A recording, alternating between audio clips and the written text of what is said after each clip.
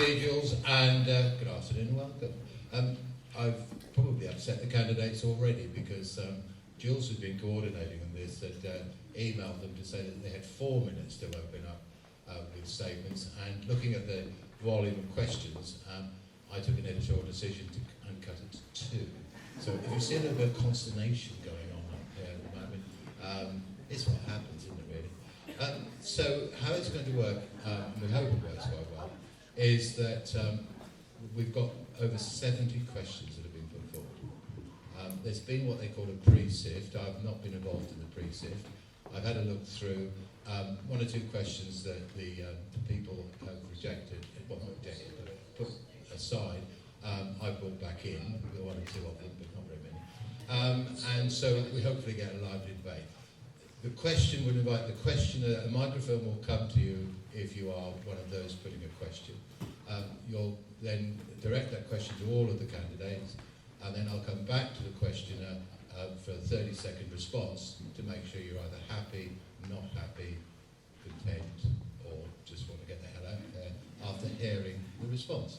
So, but there won't be another chance for them to answer any more questions on that. We'll move to the next question. The other evening, quickly, we had an issue of the B word, and there was some frustration, I fear, on the panel that the B word, Brexit, of course, hadn't been subject to any of the questions, and there were 40 or 50 questions at Waterbeach. Well, I can safely assure the candidates tonight, Lucy in particular, because she was the one nudging me about it, that Brexit is going to be discussed this afternoon. There are quite a large number of questions on Brexit. We've selected some of them, and we're going to have a 30-minute or 20 or 30-minute session in about 20 minutes simply on Brexit. And one final thing, in the concluding 20 minutes of the afternoon, we want to get involved those people who haven't had their questions answered, and those who've arrived and suddenly discovered they have a question. So what we're going to do in the last 20 minutes, randomly invite 5 or 6 of you to put your hands up and say that you've got a question. You'll put the question, we'll move to the next person, question. There'll be 5 questions, and then the candidates will have 2 or 3 minutes to answer all or some or one of those questions. So you can get some input at the end of the afternoon. And you can all go away feeling either happy, frustrated, annoyed, or ready to change your mind for next Thursday. So that's how we are going to rock this afternoon. I hope it all works for you. Don't forget, don't start asking the question when I've invited you to do so until the microphone has arrived. And if you see somebody making signs like that, it will be Jules at the front reminding me that the candidates are waffling on for too long. Okay, let's start with Adam Wilson, education question. Adam. Oh, sorry, I forgot this the other night. I was so keen to get on.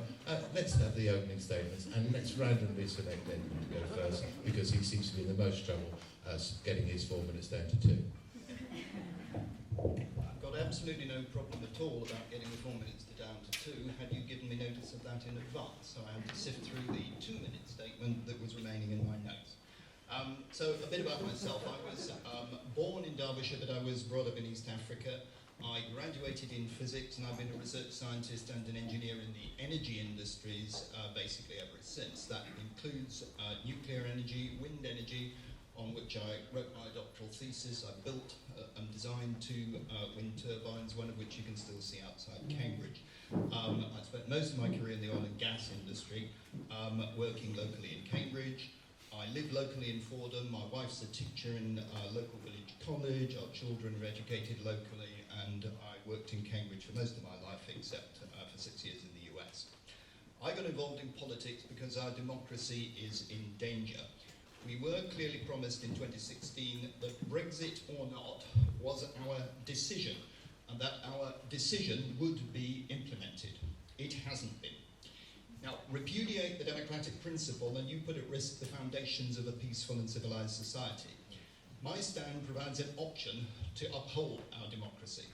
Repudiate it, Brexit, or pervert it, we may not get a democratic decision on other vital things ever again. It has been said we now know more about Brexit Well, we certainly know more about the European Union, with Barnier's mission to make the terms so brutal for the British that they ever regret ever voting to leave, or the Hofstadt's office gloating that we finally turned them into a colony. We know we're exposed to up to €12 trillion in a Eurozone crisis. We know we can't stop the onward march of the EU army. We know that nothing except a clean break will recover our fishing rights.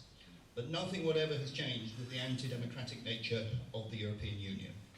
There is the party that now says it wants to get Brexit done, but doesn't seem to have a policy for doing so. For 3.5 years, it repudiated its own manifesto. It lacks the political will to deliver. The only way to fulfill the people's decision, made in 2016, is to leave on clean break terms. And a free trade agreement is far more likely if we insist on otherwise walking away. But that needs enough people like me being elected to Parliament.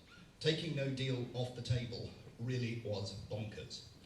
Locally, I'm taking a stand against the Seneca solar farm, industrialising 3,500 acres of currently green farmland, plating over England with solar panels and giant battery packs.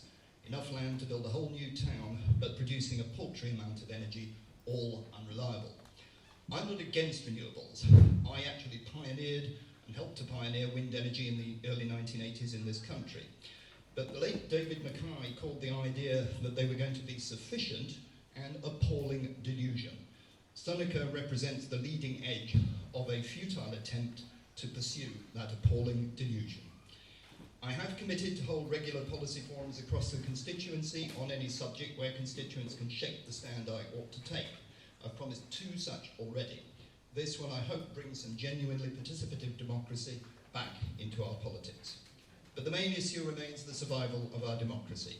The legendary Tony Benn gave a very powerful speech in 1991 on the Maastricht Treaty, ending by saying that his was not a nationalistic argument, nor is it, as Benn saw it, about sovereignty. It is a democratic argument, and it should be decisive in a democratic chamber. Likewise, mine is not a nationalistic position, nor is it, at its root, an economic one, although the recovery of our fishing industry alone would be transformative in East Anglia. It is a democratic argument, and it should be decisive in any democratic society. And let's hear from James. Go.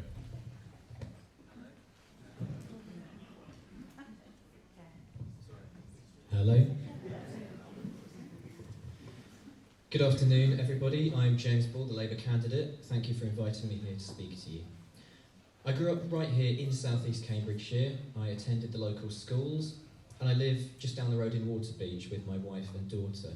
I spent 14 years working in local government in social housing, and I've spent the last 2 years working for Unison, the public services trade union.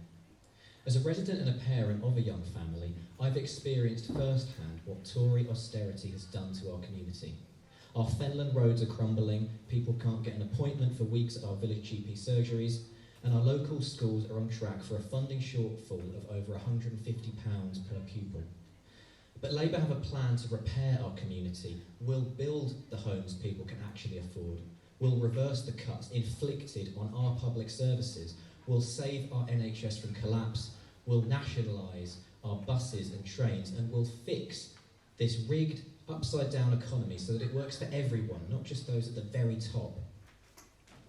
We will deliver real change and lift us out of this mess. We'll start with a people's vote on Brexit, a £26 billion a year NHS rescue plan, free personal care for the over 65s, free childcare for under 5s, and the scrapping of tuition fees. We'll even tackle the biggest crisis of our time and aim to make the UK zero carbon by 2030. Tonight you will hear promises to repair our broken public services, but Labour are the only party being honest with you. Honest about how we'll pay for it, because it is only Labour who are willing to go after the billionaires, the tax dodgers, the multinational corporations and the financial elites who've taken advantage of our rigged economy for far too long. It's time for real change, time for an economy and a society we can all be proud of, that we can all feel safe and secure in, and that works for us, the many, not the few.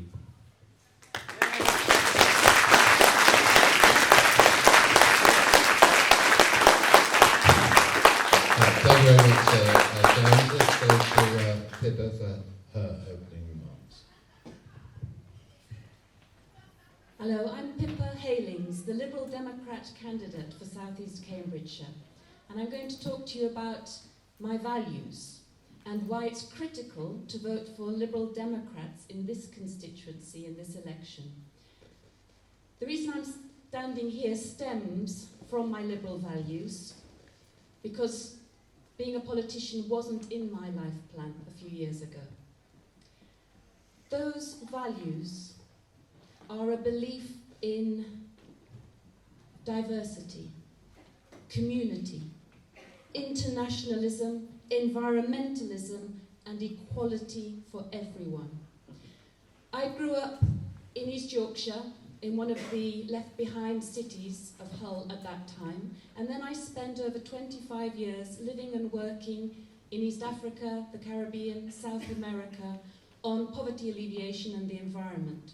In 2012, my family and I moved here to South East Cambridgeshire, to the village of Histon and Impington, where I set up my own business, through which I'm now working with the United Nations, bringing decision makers together to apply world-class research to public policy. You see, unlike Mr. Gove, I like my evidence and I like experts. This election is a climate election. It's an election about our NHS, our schools, and the chronic underfunding that they're facing. It's about the transformation that we can generate through a green economy that creates thousands of new jobs.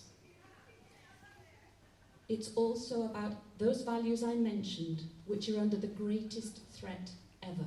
And that's why this election is also about Brexit. The Brexiteers want climate and environmental deregulation and isolationism. It will leave people poorer and our nations divided. It will decimate the workforce of our NHS and leave it vulnerable to trade deals between Johnson, Farage and Trump. The Liberal Democrats offer a fiscally responsible yet radical agenda that will leave no one behind, an economy that works for everyone and that meets the challenges and opportunities of the 21st century. We have an agenda that will root out the causes of poverty, homelessness and unemployment. So if you agree with me that the most important challenges of our time are climate change, our NHS and education, and our values, then we must stop a Boris Johnson majority and we must stop Brexit. That means tactical voting in this constituency.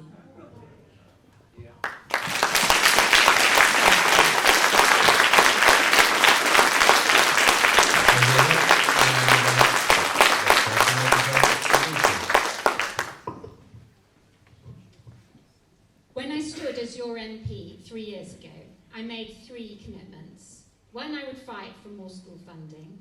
I would fight for infrastructure for our area, and I would get better access to broadband across the constituency. And I've delivered on all those 3.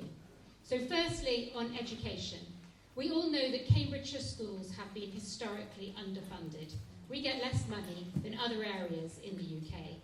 And as part of my campaign, I've taken head teachers from the constituency 4 times to Westminster to meet the Secretary of State for Education once every year to explain how that affects our schools locally here.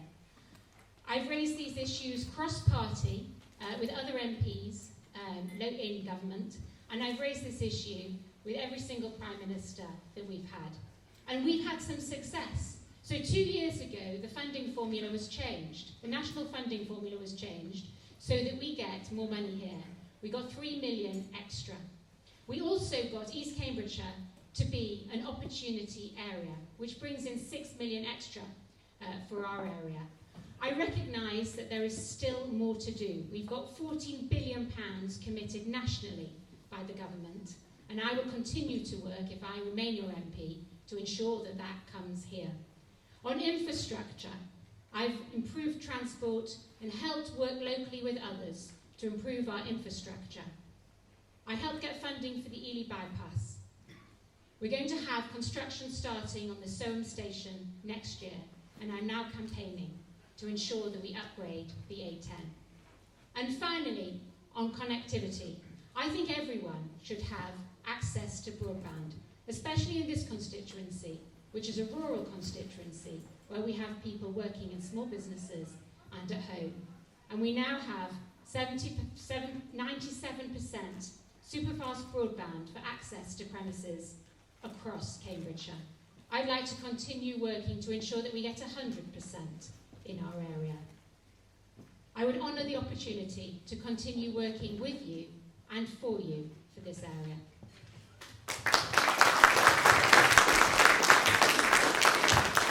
Thank you very much indeed, Lucy. Could I ask as Margaret Ridley here? Margaret, would you like wait for the microphone? Does somebody get you a microphone? Please, thank you.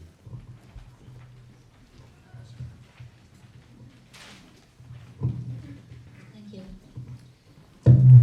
Last week, 20 ambulances were waiting in a queue to transfer their patients to one of our local A&Es, and one had waited 6 hours. What has contributed to this crisis, and how can performance be improved? Thank you for the question. Margaret, worried about the A&Es and what has contributed to the crisis. James. Thank you, Margaret, for that question. The fact is, under a decade of Tory cuts and austerity, our health service is now, frankly, on its knees. Hospitals are crumbling, equipment is outdated, IT systems are failing. There are 100,000 staff vacancies in NHS England, a shortage of 43,000 nurses, and 15,000 fewer hospital beds. And as your example gave with the ambulances, it's getting worse, not better. Labour will increase expenditure across the health sector by an average of 4.3% a year.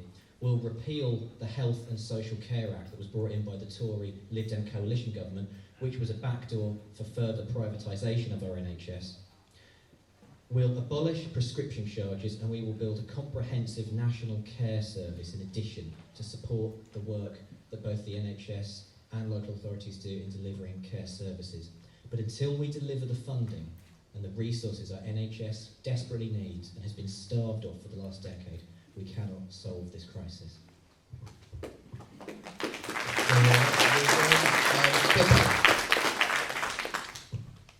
I think the answer is twofold. One is definitely to increase funding, and what the Liberal Democrats would do would be to raise additional taxes. And what we've said is 1 penny in a pound for everybody. And we've done a lot of research and found that everybody has said they're prepared to invest in that way, to provide that penny in a pound. And that would be ring-fenced. That would be 16 billion over 5 years. And it would be ring-fenced for health and social care. But I think the issue with the ambulances is also because of the rise of the mental health crisis. And we're finding that health services are dealing also with the incredible pandemic of mental health crisis. So the Liberal Democrats have also pledged that there will be a 6 billion in money provided to ensure that that is dealt with, and it's dealt with at a community level and to preventative level at all times of people's life. And that there would be a 2-week maximum waiting time for youngsters up to the age of 18 to have an assessment, but there would be 24-hour access, just as there is healthcare for any mental health episode. And that's what I think the ambulances are both dealing with, a lack of resources, but they're also dealing with cases that they shouldn't have to be dealing with because of the mental health crisis.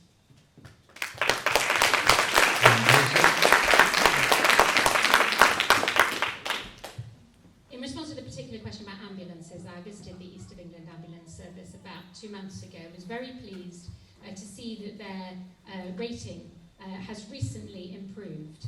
And so hopefully we will continue to see an improved service in relation to our regional ambulance service. In relation to funding, we have committed as a government to spend £34 billion on the NHS. That will be, by the end of the next Parliament, an increase of 29%. So significant funding is committed, record funding is committed to the NHS. And what does that mean locally for us here?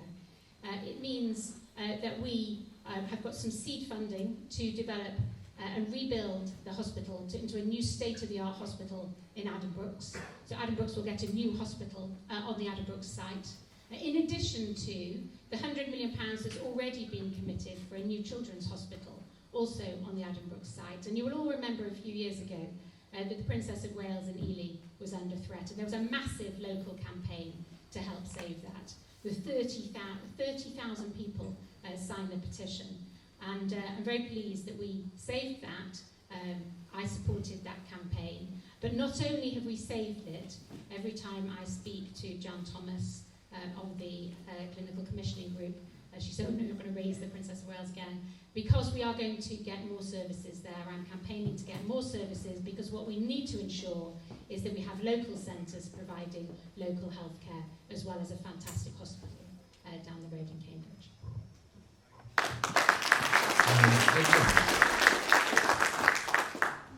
So, I've seen a version of this myself as a parent when our 10-year-old slipped and fell in London and smashed two of his front teeth.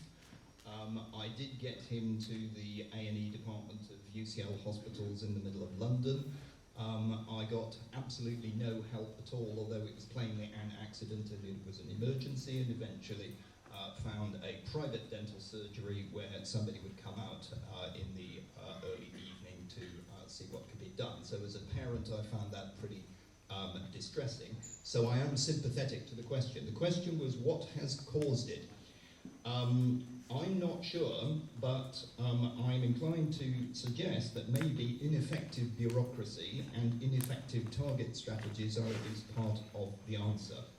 I'm not an expert on what goes on at A&E departments, but I would like to ask, if it came in front of me, what the management strategies are supposed to be. And if it then appears that the answer is that they do need more money, better facilities, or I suspect more in the way of frontline staff who actually do the A&E care, then of course they should get it. Margaret, who asked the question, how did you find those answers? Right, well I think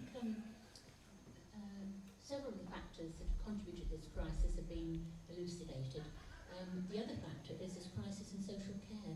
So not just mental health people are desperate to turn into ambulance service, it's families of people, elderly people who are not able to look after in their own home. The report I was referring to was on television last week, and the ambulance driver, a paramedic who was waiting 6 hours to transfer a patient, said that his next call was to a patient who had been lying on the floor at home for 7 hours. And understandably, the patient's relatives were pretty angry about this. And the ambulance driver took it personally. He said he went home and cried. And the week before... Sorry, my question to you was, I think what we don't know, did you find anything in the answers that helped you with your question? What I'm getting onto is the NHS staff no longer feel they're doing a good job, they feel ashamed. And I think that the morale of the staff needs to be addressed as well. Okay, thank you for the question.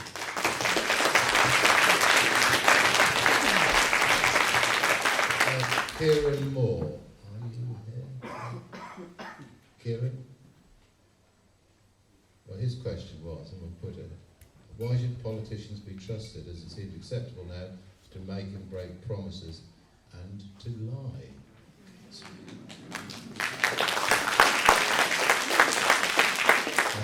He didn't send an absence form, but Lucy. Sorry, that was just random.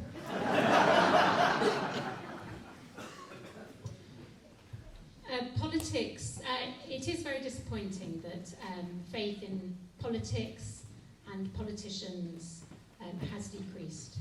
And I think that it's really important that we do restore faith in politics, because politics really matters. Politics affects every part of every person's life, from when they're born to when they die. And it really does matter that people have faith in the political system. We're going to come on to talk about Brexit, but I do think that if we don't respect the result of the referendum, I do fear that faith in politicians and politics and the importance of voting will be further undermined, and I think that will be really damaging for our society. Edmund, trusting politicians. Well, the question was, why should politicians be trusted? Well, I don't think they should be. And that's exactly why I'm standing here, and I'm standing here as an independent. I got involved in politics, as I said in my opener, because a lot of promises had been flat out repudiated. The government of Theresa May plainly repudiated every single line of the manifesto on which they were elected. The Labour Party also promised that they would respect the result of the referendum, and plainly they did not, and now they're rowing back from that particular position. The Lib Dems, to their credit, actually did say that they were against Brexit, and that was at least consistent in 2017, but of course that involved them in repudiating the result of the biggest ever democratic decision that we ever took as a nation. So I don't think that politicians should be trusted. I'm standing here as an independent. I've not had a career in politics. I've been a research scientist, and my platform is really quite simple. And I will summarise that at the end, I think. Okay, thank you for that. And James? So should politicians be trusted? I suspect if we open that question out to the hall, many of you would say no. And that trust has been dissolved because of significant events of recent years. The first and biggest, of course, being Brexit, a campaign entirely built around lies. Shortly after that,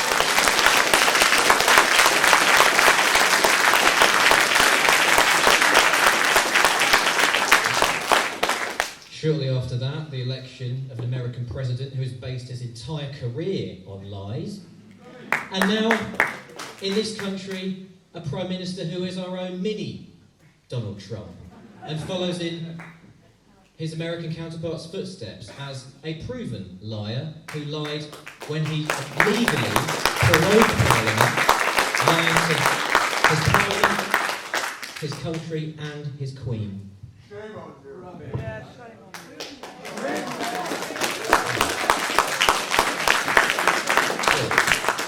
Sort of got me going a bit.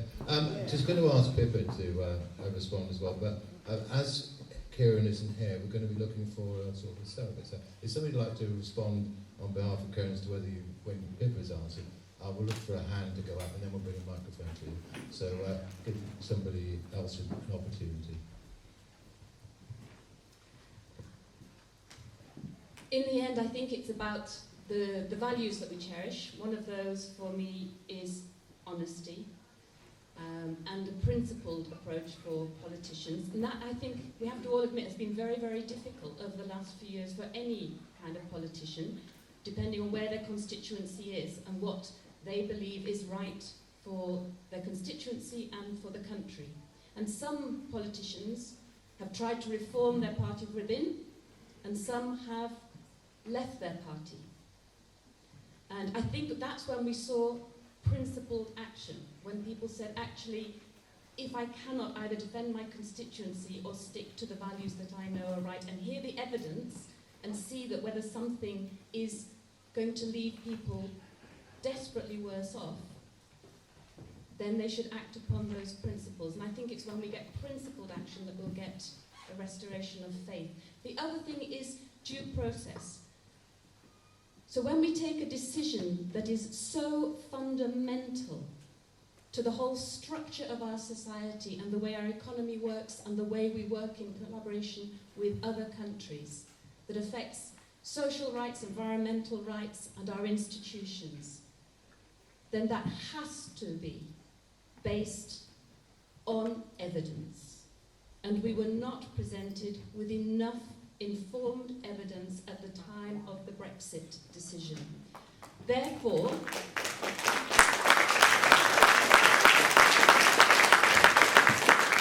me, it is not a thing about honesty over that. It is is about enabling and empowering people in very complex decisions to take complex decisions and know what they're voting for.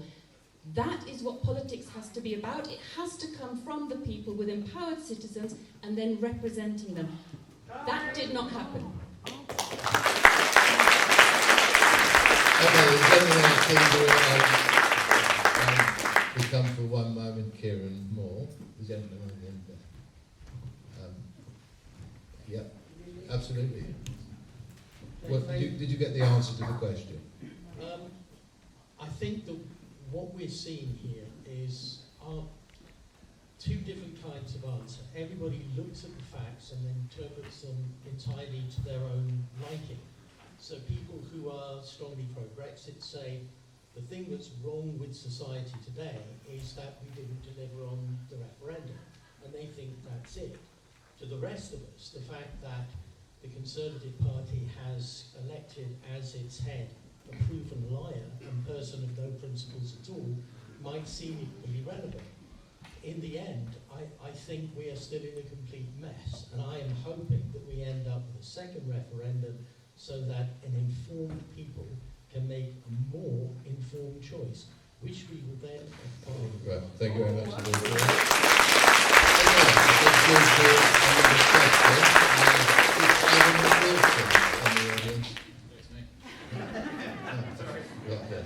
Well, you could make your question.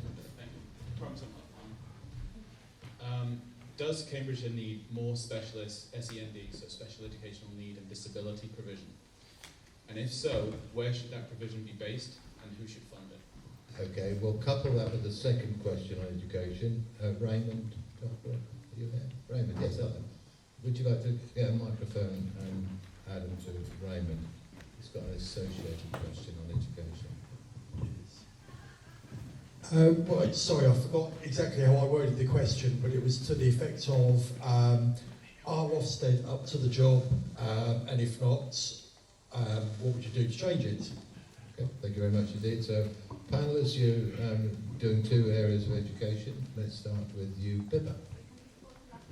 The last question, is Ofsted fit for purpose, and basically, how would you like to see Ofsted change? And the first one was on special educational needs. Okay.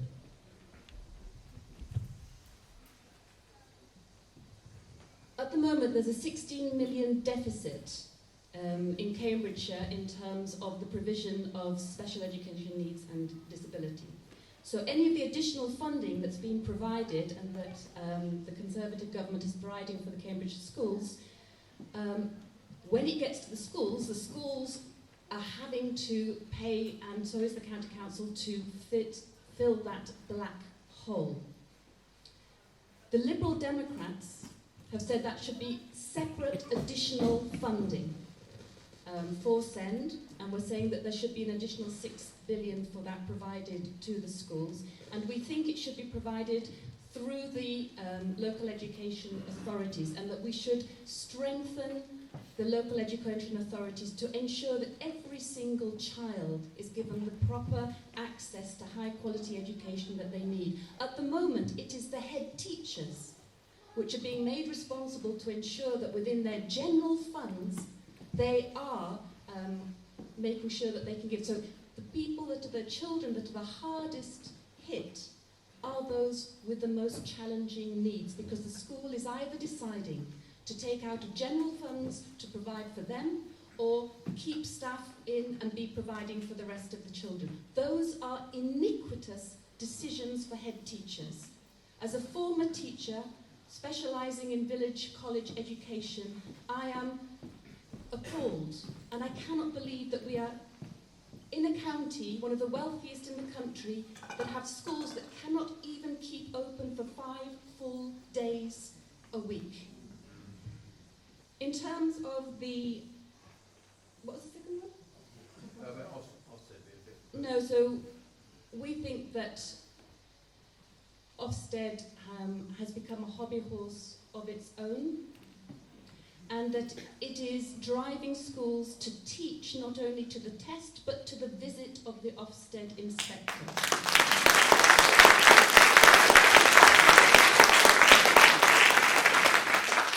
Therefore, therefore, we think there should be a review of both the SATs and the Ofsted. There should be some kind of monitoring. But what we are seeing is a terrible, terrible division into second-class schools here because of an Ofsted report, which often is due to the lack of funding and staffing that they can afford. So, no, Liberal Democrats have said that they would replace Ofsted.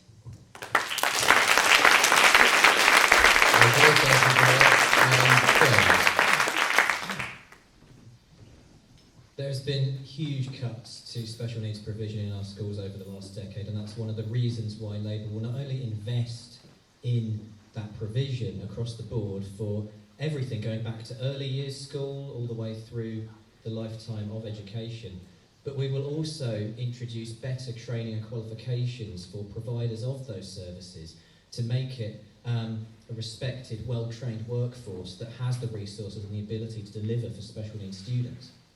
As for Ofsted, Labour would replace it with a new body that, rather than being overly concerned with restrictive measures and analysis, would instead be designed to drive up standards in schools by, for example, sharing best practice, helping schools to work together with other schools to see where real improvement can be delivered. A critical friend more than, an assessor looking like to... a commissar. Beg your pardon? Like a commissar. I wouldn't use that term myself. On the subject of education, I feel it is important to mention something of genuine concern. Lucy has said that she has increased schools funding for the area. I've got here a letter I received from a parent of a student in Hadnam, a primary school, where they say that in real terms their primary school will have lost 8% in funding since 2010, and that by the next financial year they will be running a deficit budget of £30,000, of minus £30,000.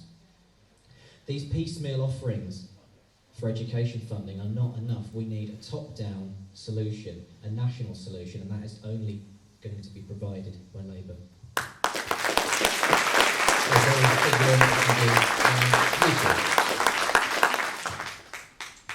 The answer to the question is yes, we do need more money. Well, we need more money on schools nationally, and we've committed to that, as I mentioned, 14 billion. We need more money for schools nationally and locally for SEN. It's very, very important. I think education is absolutely fundamental to ensuring that everyone has equality of opportunity. And for those people, those kids who have special needs, education is even more important.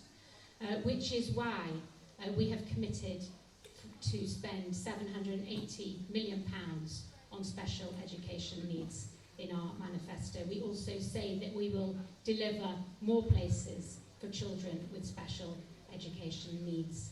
I was a Justice Minister responsible for the courts, so what we also need to do, and what I was working with when I held that role, was to work with local authorities and the Department of Education to ensure that when they make the decision on whether a child should get additional funding for special education needs, that decision is made right first time, because at the moment too many people are applying, not getting it, then having to appeal and then being successful on appeal. So we need to take out as well the bureaucracy that's associated with getting the support that children and parents need.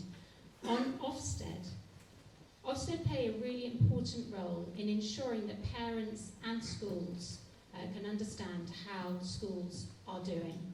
We have an example of that just round the corner, where we had a school that was in special measures and is now, recently, in its latest Ofsted report, being classed as good, with overall and outstanding for its leadership. So we have here an example of where Ofsted called the school to account, and it has significantly improved the education that is being given to your children locally, and I think that is to be applauded. Just to respond to James' point, I know the head of that school well, and she was one of the teachers that I took to Westminster about 3 months ago to put her case together with the other school's case to the Education Secretary. School funding is being increased on the statistics that the Department of Education has put out. Haddon Primary would get an increase of, I think, over 6%. But the County Council do top slice some of that for things like special educational needs. Okay, Edmund, the question's yours. Thank you. So, increased funding for education is one of the specific pledges that I have given initially in response to a prompt from the Cambridge Independent.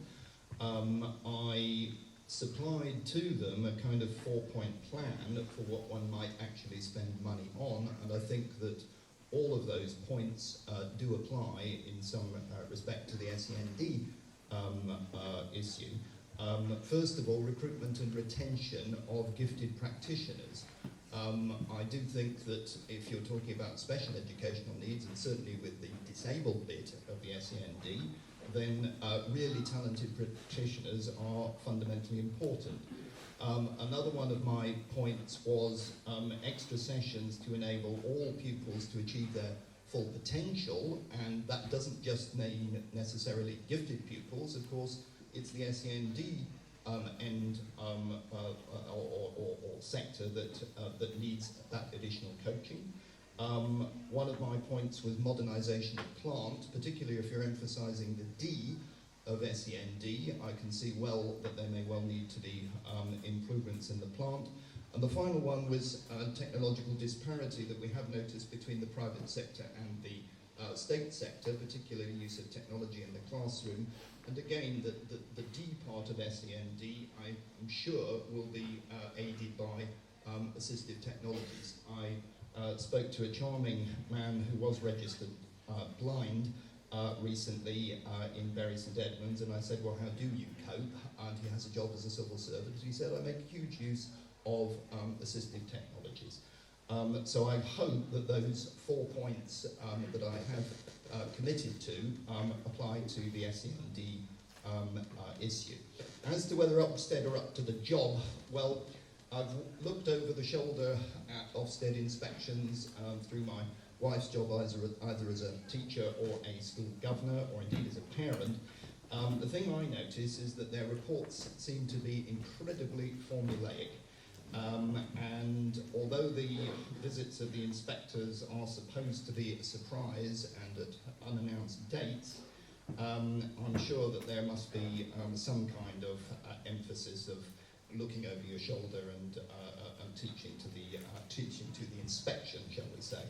And maybe some of this could be approved by a more Catholic recruitment policy and the kind of people and the backgrounds of people who are recruited as Ofsted inspectors. Thank you very much indeed. And Adam, how was that? Who put the question? How was that for you? Hi, sorry. Promises are great, but on the ground with a child that has special educational needs, having just come back from spending the last 15 years in the States, what I'm seeing here is the thin end of the wedge of what we dealt with over there. And the education system that I benefited from as a child growing up in Manchester has gone. There was a lot wrong with it, don't get me wrong, but it's gone here. And there's a chance to bring it back.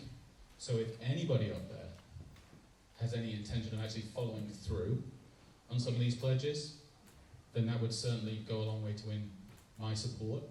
But I'm not seeing it on the ground. What I'm seeing day to day is my 2 boys in 2 different schools because there's not enough money for them both to be in the same one. Excuse me. And I'm seeing an awful lot of empty classrooms and an awful lot of teachers that aren't fully qualified teaching my kids in academies.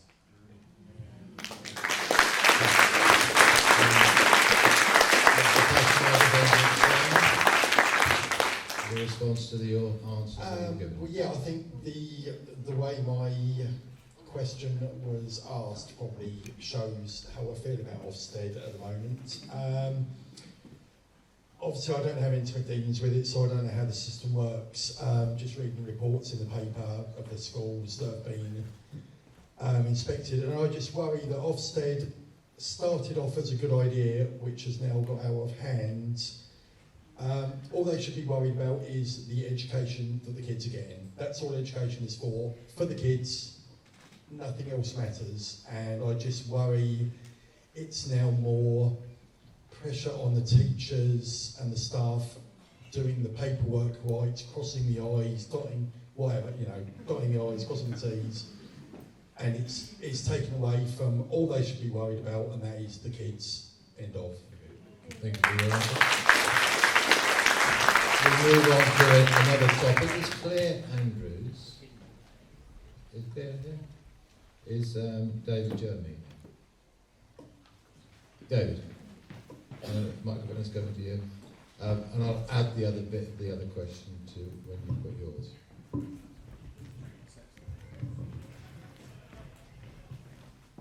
Hi, good evening. Do you agree that if you are elected to serve as our Member of Parliament, that it is very important to live in the constituency, which enables you to engage with the local community by joining local clubs and local societies, to shop at your local high street shops and stores, so you can meet the people who elected you as they go about their daily lives, thus helping you to learn at first hand your constituents' real concerns and ambitions. And I appreciate time is short, so a very simple yes or no answer will suffice.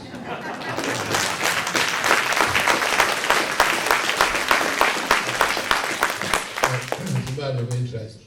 It's quite interesting really about joining a club, because I subscribe to the old Marx one of never joining a club that would have me as a member. And I once said that to my managing director at a meeting in Norwich. He leaned over and he said, well, actually, I'd never join a club that would have you as a member either. But there was a second question there, and so we've got about engagement with constituents, but the other question from Claire that is not here, I don't think, to answer the question. When voting in Parliament, will you vote in the best interests of your constituents or blindly follow the party whip? How will you gather the views of your constituents on a critical issue? Well, Edmund obviously is going to have a problem with the party whip, but we'll discuss that with him when we get there. Let's start with James on engagement with constituents and the party whip. Thank you. It's incredibly important for a representative of a constituency to listen to its constituents. That's the foundation of our parliamentary democracy. We, in a constituency, elect a representative to go to Parliament and represent our views. But that breaks down when politicians do blindly follow party lines, when they don't think for themselves and their constituents, when they become robotic machines of the political party. And although I have not yet been elected, I can give you a strong example of one particularly big issue that I feel I would represent the views of my constituents, and a personal belief that does not necessarily fall in line with my party's views on this topic, and that is Brexit. I'm fully committed to a people's vote, as is the Labour Party, but the party has not yet come to a definitive decision on how it will require or ask its MPs to... Yes, I will wrap up on this one very swiftly, so as not to... yes, of course. I have pledged that I would campaign to remain in that second referendum. End of. As for, is it important to live in the constituency? Yes.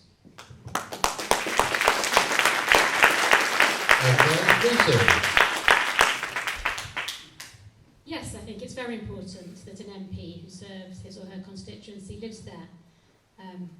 Since before I was elected, I have lived both in the constituency and in London. And I'm sure you all know that as an MP, you spend Monday to Thursday in Parliament, often sitting late, often till 1 a.m. So it's necessary to live both in the constituency and in London. In relation to the second matter, which is how do you vote, I think it's really important to represent your constituency on matters that affect them locally and on which they have views nationally. And as your MP for the last 4.5 years, I've done exactly that. So we've discussed already the issue of school funding. So I don't agree with my party on everything they do, and where I don't agree, I raise those matters internally, formally, informally, in the House, not in the House, with relevant Secretaries of State and with the Prime Minister. So I mentioned on school funding, which I care passionately about. I mentioned I took the heads to meet the Secretary of State for Education. I mentioned I raised it with the 3 Prime Ministers that I've served on, and as a result of that, we have got, not just my action, obviously, the action of other MPs as well who are doing the same, we have got investment by the Conservative Party into something that matters to me and matters to you here. I regularly feed back, I won't discuss Brexit in detail, but on a whole range of matters I get letters from constituents about policy issues they care about things that what government is doing, how it affects them. And I regularly feed back to ministers about how policies should be changed or about the way things are happening in Parliament. And as a result of those things that I feed back, policy is changed and different things happen in Parliament. That's our role as an MP. Okay, thank you very much. Edmund. So, as to living in the constituency, absolutely, I agree. When I considered putting myself forward in this election as an independent, I realised that if I was to be in any way credible, then I absolutely had to live in the constituency, and I have done, and we do. And I mentioned all of that in my opener.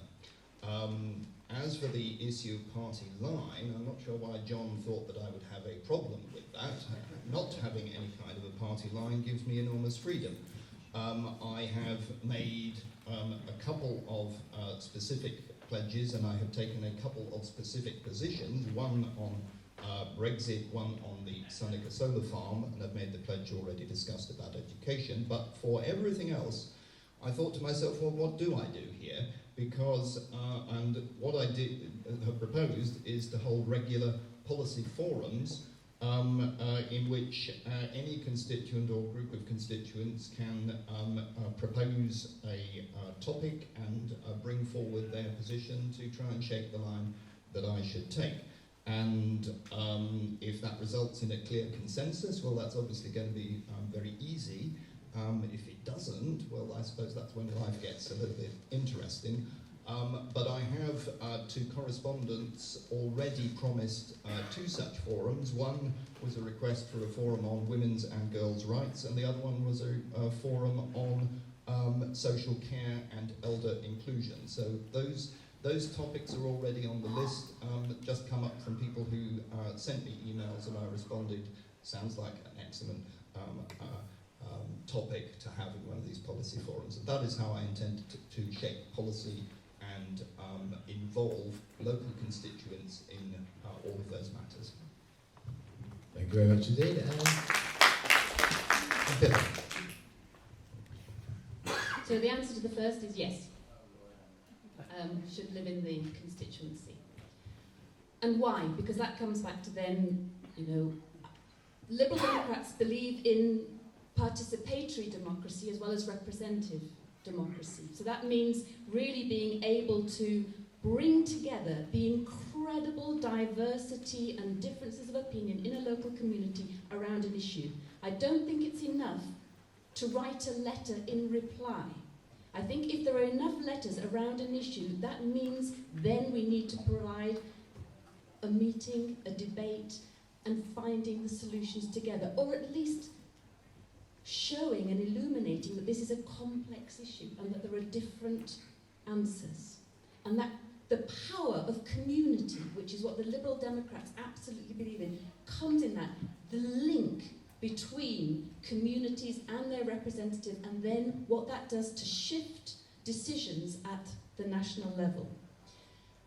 And our young people have shown that because they haven't been given that voice. And that's why they're on the streets every Friday in protest, because they have no place to have their voice heard. So the Liberal Democrats will create citizens' assemblies and a climate assembly and a youth assembly to deal with these issues. That is the way we're going to mend the broken politics. But by showing it's complex, there are no simple solutions. But We have got incredible people and incredible young people to solve these problems together. So, David, you asked the question, and were you warned by those responses?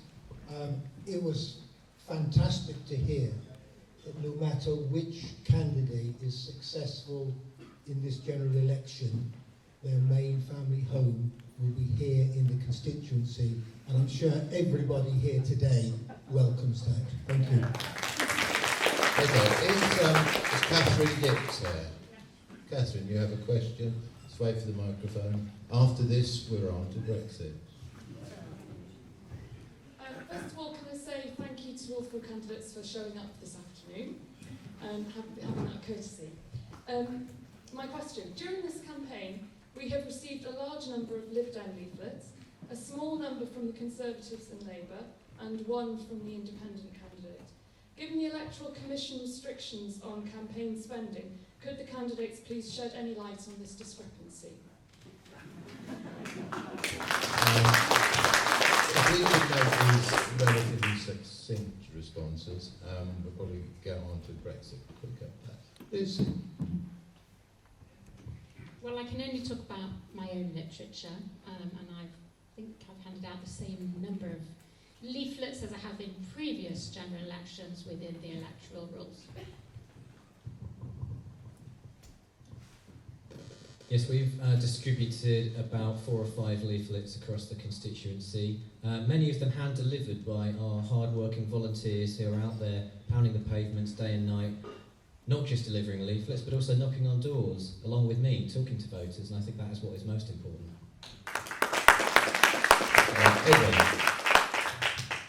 Well, I think that I must be at the one extreme of the scale with my single A5 flyer, which if I put it against the kind of blue bin load of stuff that we've had from the Liberal Democrats, I think I have to take the prize for minimal use of paper. The reason, of course, is absolutely simple. I'm paying for this out of my own pocket, and I do not have the resources of any of the other political parties, but the Royal Mail free mailing was the single strategy or technique or mechanism of reaching out to the entire electorate that I had, and I knew that it had to be there, and I kept it quite deliberately short and sweet. And if I was successful in this election and one of the opponents wished to get Elcom to crawl over my expenses report, there is absolutely no way that my expenses will come anywhere near the 15,000 or whatever it is that you're allowed to spend. And Pippa? Yes, so we have committed the cardinal sin of producing a lot of paper leaflets. We have kept completely within the electoral expenses, so that's 16,000 that can be spent on your own campaign, and 20,000 that's national that can be spent locally without having any kind of mention of the candidate or their particular campaign. So that's the overall budget that's in there. And that's for leaflets, that's for social media, that's for videos, that's for whatever. Those are the electoral rules. And we've decided within that, within a 6-week campaign, I look forward to a paperless world, but we have, as Liberal Democrats, the most amazing army of volunteers across the constituencies, because we have gained an incredible number of local district councillors in the last 2 elections in 2018 and 2019, and they have kept together with us those volunteers and councillors, and we are now looking at maybe, I think it's around 26 out of the 34, if you bring the 2 district councils together within this constituency, are now Lib Dem district councillors, and they all have their rounds of supporters and volunteers. Take it as an indication of our ambition and intention. This is the biggest campaign we've ever put on here in South East Cambridgeshire, because we think we can win.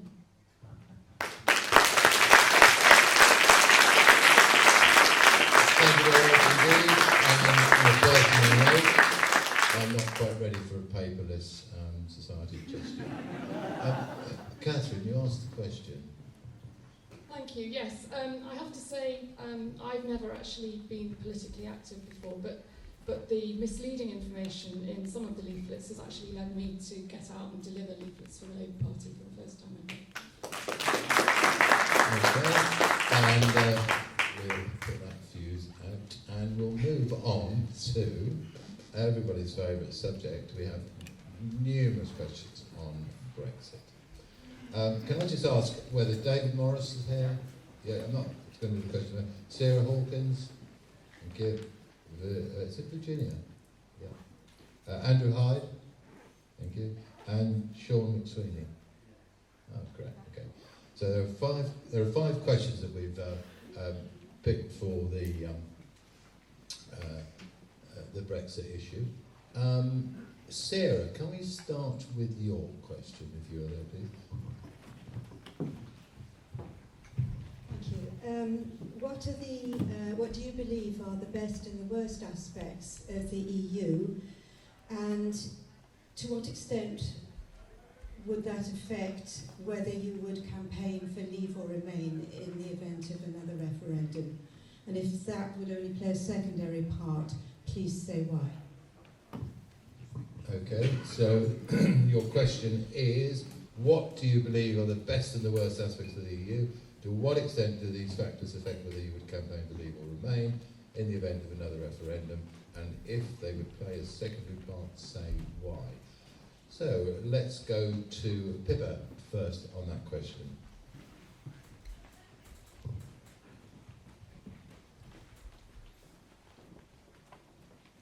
The biggest, the best aspects of the European Union, I think I'd have to start with it being the biggest peace project that we've ever seen and that we take for granted. We take for granted the fact that our generation, my generation, have not had to go through the war that ripped through the countries in Europe. It has kept us there. The second is about collaboration and multilateralism and internationalism. Nowadays, we are living in a world that is much, much closer, more globalised. We can't turn that back. And therefore, the borders and the territories and the seas are not as they were before. We have families, we have businesses, we are all connected.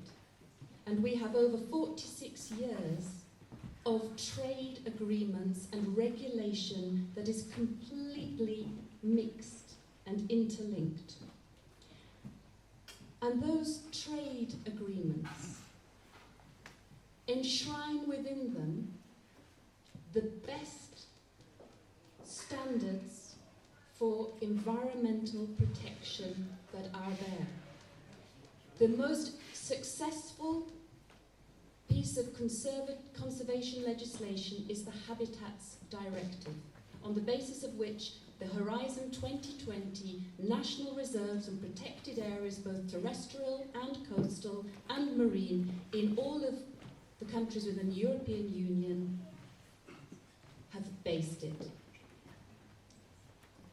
Animals, fish, birds know no borders. And therefore we need these conservation and environmental regulations binding us together to make sure that we can actually save them. There are 4 environmental principles that will not be automatically absorbed into UK legislation. Boris Johnson's deal has taken them from the Withdrawal Agreement Bill and put them into the political declaration. That is, the polluter pays principle. If we want to deal with single-use plastic, if we want to deal with waste management, if we want to deal with emissions and air quality, we cannot lose the polluter pays principle. It's the prevention principle and the precautionary principle. These are classic in planning terms at all levels, and they cannot be absorbed automatically into UK law. And finally, thank you, the best, is recently the efforts of the EU on tax avoidance. Taxes are what fund our NHS, our education, our public services. it together. We can only prevent companies from not paying their proper taxes in the countries where they're working and making their profits by ensuring that we together work on those tax avoidance schemes. Those are the best. And the fact that my kids, just like me, can work, travel, live and love across Europe like I did. And that's why I'll campaign for Remain. Thank you very much indeed. Let's go to Lucy, best and worst aspects of the EU, and to what extent do these factors affect whether you campaign for leave or remain in the event of another referendum? As I'm sure you all know, many of you know, I voted personally to remain in the EU. I campaigned to remain in the EU. I stood on street stalls and campaigned and tried to persuade people that we were better in the EU. And I did that because I think generally working as a team is good. But the thing is that I, and all those who I campaigned with, lost the referendum. And we had a vote and we lost it. So I think we need to respect the result of the referendum, because if we don't, it's a slap in the face to those over 17 million people who voted for it. But the second reason, I think, is that we either move on and we look and spend our positive energy on the future. We have a political declaration, and if you read the political declaration, it talks about very strong trading ties with the EU. It talks about very close cooperation on security. So we either spend our energy, and me as your MP doing what I did before the election was called, trying to ensure that the sectors that I represent here get a good deal in the future: science, farming, technology, making sure that the New Deal works for them, and spend positive energy on our domestic agenda, which is hospitals, education, policing, all those things, and move on and spend positive energy on that. Or we can spend the next 3 years talking about whether we should or should not be in the EU. And the last 3 years have been paralysing for government. I'm a justice minister and we've done some good work, we've passed some legislation. It's good legislation. But we haven't done major legislation because we don't have a majority in government, and it's very difficult to get legislation through. I knock on the doors, I've been canvassing a lot, every day, most hours of the day through this election. And I knock on doors and people say to me, I can't sell my home. I can't sell my home because people don't want to make investments at the moment because there's uncertainty. People say I'm a small business and it's not going so great because of the uncertainty. I talk to big business and they say, we just want to know what the rules and regulation are. We just want certainty. So we can either move on with certainty or we can be paralysed for the next 3 years. So you mentioned, Sarah, a second referendum. A second referendum will take about a year. During that year, we will have significant uncertainty. At the end of that year, I'm pretty convinced, because of all the number of people that have spoken to me. People have talked about engagement with constituents. Over the last few months, I've done 9 open meetings across the constituency, and I've done 4 open surgeries. Hundreds of people, many of you in the audience, came to my open surgeries. And I asked, you'll remember, I think Sarah, you might have been at one of them, I asked everyone at the beginning, how did you vote?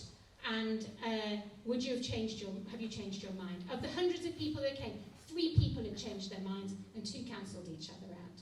So I think that if we have a referendum, we'll waste a year for the same result. And people who voted Remain will be happy because they'll be satisfied that it was the right result, but we'll have wasted a year. It's possible that Remain will win. And if Remain wins, I can tell you that Leave won't accept it, because I've knocked on lots of doors, and people who feel strongly about Leave say, well, if Remain win, I'm going to say best of 3. And that won't be the end of it, because we will then have legal challenges, we'll have possibly a 3rd referendum. So I think either we move on to a positive future with positive energy, and we look positively at the future, or we spend the next 3 years talking about whether we should be in or out of the EU, which I think damaging to society, to politics, and to business, and to individuals. The individuals, EU citizens who don't live here and are citizens abroad. Okay. Edmund.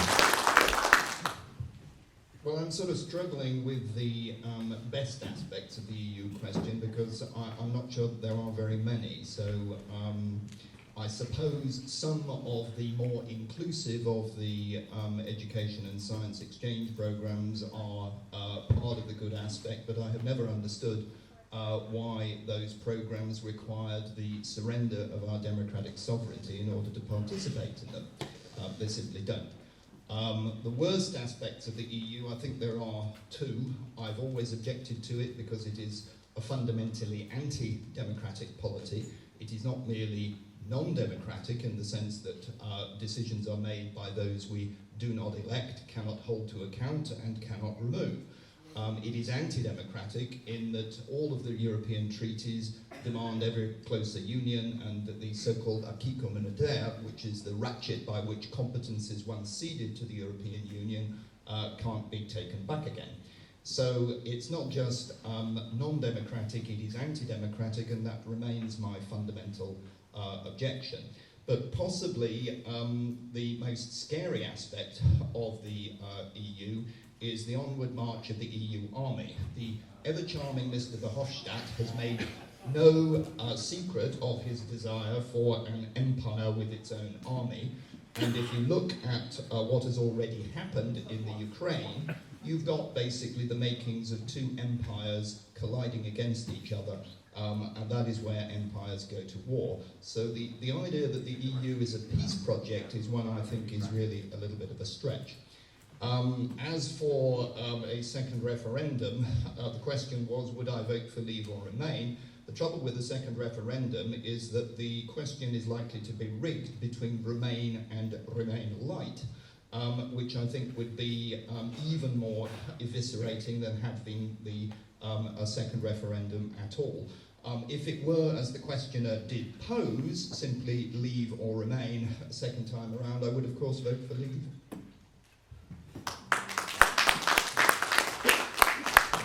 Thank you. And James. Under the European Union, we've seen the longest period of peacetime in Europe's history. And we've seen the enshrining of rights that are crucial to all of us, not just as citizens, but as human beings. But the question asked, what's right and what's wrong with the EU? And I will hold up my hand and say, although I am a natural Remainer, there are things with the EU that I have been unhappy with. The imposition of austerity on Greece, for example, I think was a very bad look for the EU. But you can't fix something by running away from it. We will only resolve these issues as partners working in solidarity with the rest of Europe. But Labour are a democratic party. And nonetheless, even though many within the party do support Remain, we are offering a people's vote on Brexit. And it won't be a case of best of three, as Lucy has suggested, because unlike the first referendum, which was not legally binding, it was merely advisory, we know that, Labour would legislate to make the people's vote a binding resolution. Therefore, whatever the outcome, it would be carried out. Okay, Sarah, you asked a question. Thank you.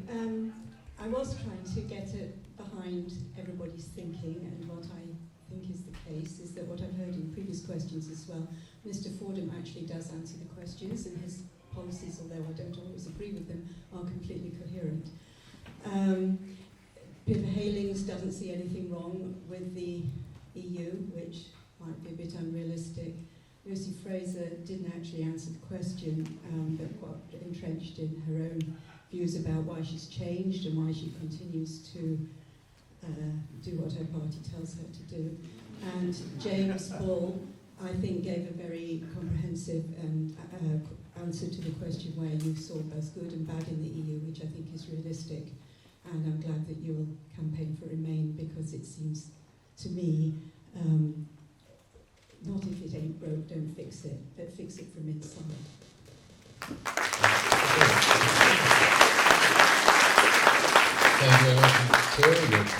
guaranteed to be trending on Twitter later tonight, I suspect.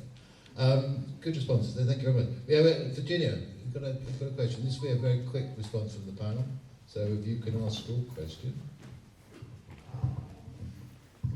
Hi, so my question is quite simple. It comes from the 3 million, which is the group that represents EU citizens living in the UK. And we've been asking candidates to take the pledge throughout the country. And the pledge is, I pledge to give all EU citizens and family members an automatic guarantee of their rights regardless of the Brexit outcome. So basically, are you willing to take that pledge? Bearing in mind that settled status is an application, not a registration, as the 3 million would like it to be. So, candidates, so you all want to agree with Virginia, I pledge to give the EU citizens and their family members an automatic right, guarantee of their rights regardless of the Brexit outcome. James, I think it's a very quick response.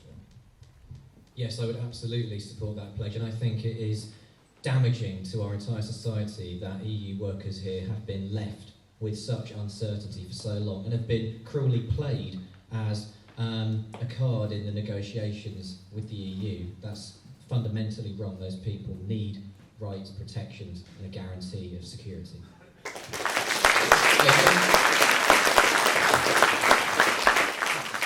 Clearly, people who came to this country perfectly legally at the time they did so, I think should absolutely be allowed to remain, and I had thought that the settled status actually did that. I had a quick look at the .gov website. It was rather hard for me to find out exactly what questions were being answered. I'm aware that there was once an application fee, which I fully agree would be completely outrageous. I'm not sure what you mean by the difference between a registration versus an application. And what seemed to me to be was on the website was simply a piece of legitimate data capture for establishing somebody's credentials. But certainly they should be allowed to remain.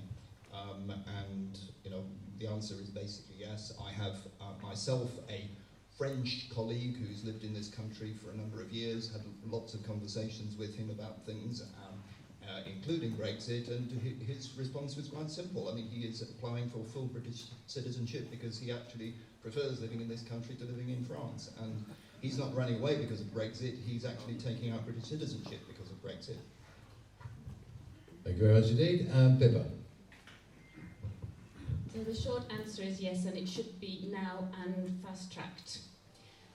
But just slightly longer is the fact that it is terrible that it's too late for some people. And if we talk about divisive, let's talk about divisive in the fact that friends, families, colleagues have had to be divided. People have left already. 1 in 4 hospital staff come from overseas. In the last 2 years, 5,000 hospital staff have left and gone back to EU countries. So I think that a huge damage has been done, and there is a lot of patching up to do for everybody. So yes, the pledge, yes, fast, and let's go back to being an open, tolerant, and inclusive society again.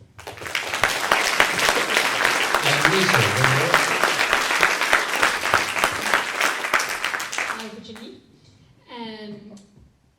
As I understand it, we have guaranteed the rights of EU citizens because it's absolutely important that everyone who is already here is welcome. If you're asking a particular question about bureaucracy and registration, I think there are. It is important that people are registered because we had an issue with Windrush. Where people were not registered, so that might be the answer to your question. But if there's any particular issue that affects people, I'm very happy to talk about it.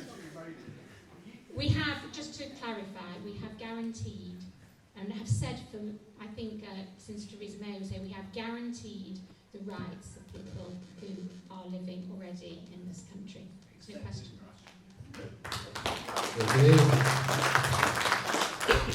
So first of all, I think James and Pippa have given very clear answers. Edmund, you had a bit of a question in your answer actually. So if I may explain, and Lucy, I think it ties to the same thing.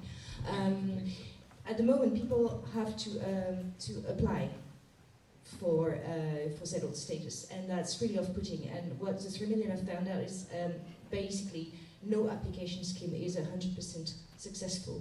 So it is actually certain that lots of people will never apply for settled status, and because they don't know that they have to. Actually, that's a real problem. They don't know that they have to, because they will let the time lapse, because they just don't want to apply. In fact, last week I had 2 Italian neighbours who left. They don't want to apply to stay in this country. They went back to Italy. Really good people, school bus driver living locally, because they felt humiliated by this application and proving something they were never asked to prove in the past. And also, it seems to me that not all the rights that we have currently as EU citizens living in the UK are enshrined in primary legislation, and it's still very unclear what would happen in the event of a no-deal Brexit as well, should that happen. So there's lots of gaps. And personally, I'm very worried also about settled status in terms of what happens to my data. I've not really been able to find out.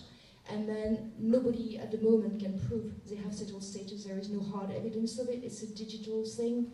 The website was down the other day, so employers could ask you any day, prove to me that you're entitled to work here. I have no evidence. You know what I mean? So there's still lots of issues with it. Thank you.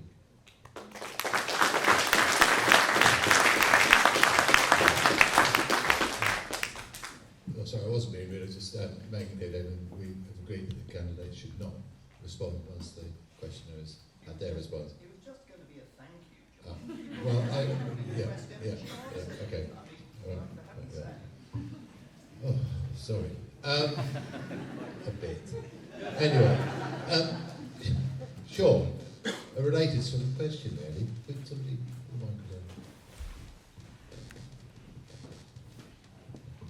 I've got the mics. Yeah. Okay. Yes.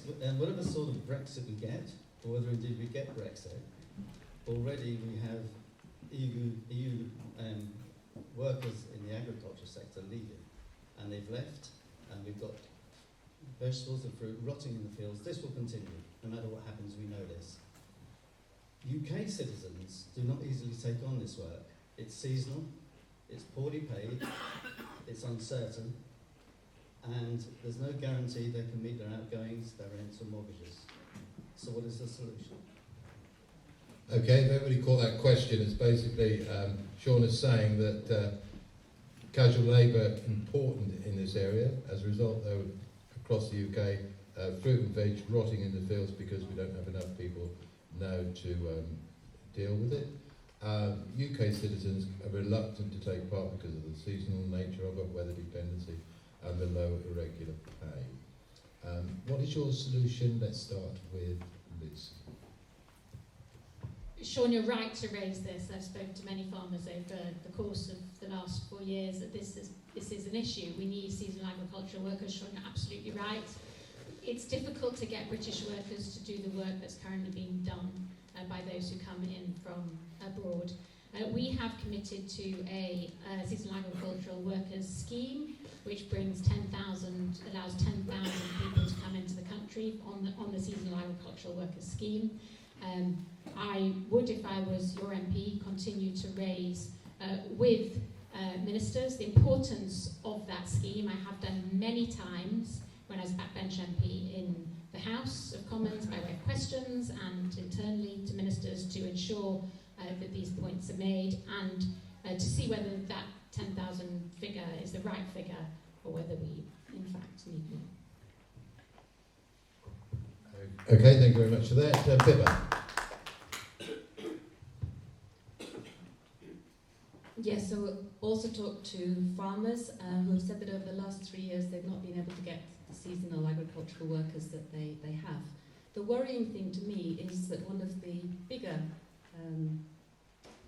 agricultural landowners has said that the government doesn't understand that farming isn't tied only to land, and that it's competencies, it's the machinery and infrastructure, and it's the workforce. And if that's not here, it can be sought elsewhere, such as Poland or Portugal, and they're considering on moving. So we could see farming moving out of our area. And that's very, very serious. You know, if we talk about, you know, what's going to happen in terms of the industry. So we would... The other thing is, I think one interesting outcome of all of Brexit is that public opinion about immigration has changed. And there is now over 60% in popular opinion in the survey that now sees immigration as positive. Because we've seen, oh, we need it for seasonal agricultural labour, oh, we need it within the hotels and bars, oh, we need it in social care. And so for every single one that Lucy's saying, we'd need to have, you know, a very different kind of entry permit for these people.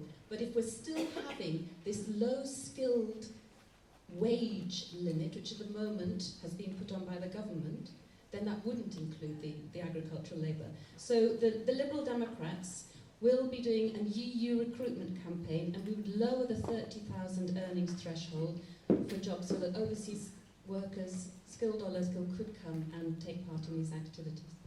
Thank you very much indeed. And this comes right to the heart of a very important issue for our constituency. Seasonal workers from the EU work on growing a tremendous number of crops, especially in the fertile fenland soil in the north of our constituency, things like potatoes and salad crops that need labour provided for 24 hours a day. Automation is too expensive often, and farmers will not invest in this during times of economic uncertainty. And what more uncertainty have we had in the last 3 years of a bungled Brexit plan by the Tories? And let's be clear, a no deal or a Tory hard Brexit will be an absolute disaster for our local farming sector. Seasonal agriculture workers, according to the sector, we need approximately 70,000 a year, but the Tory manifesto will cap it at 10,000. Farms will go out of business if this happens. Not to mention that many seasonal workers have already gone home because of the anti-EU culture that has thrived here since the divisive referendum. But not just that, the economic damage of this uncertainty that has caused the pound to fall against the euro. It's often more productive for these workers to go and get jobs in France or Germany. And just to add to the complication, some would suggest that we can just get British workers to do these jobs, but the fact is unemployment is at a record low. Not necessarily because there are great careers out there, I should point out, but nonetheless there are jobs. And so it is tough to bring in local workers to do what is actually quite a hard, skilled job when people could get the same pay filling boxes at an Amazon warehouse, because that's the nature of the low-skill, low-wage economy that this country has fallen into after 10 years of Tory rule.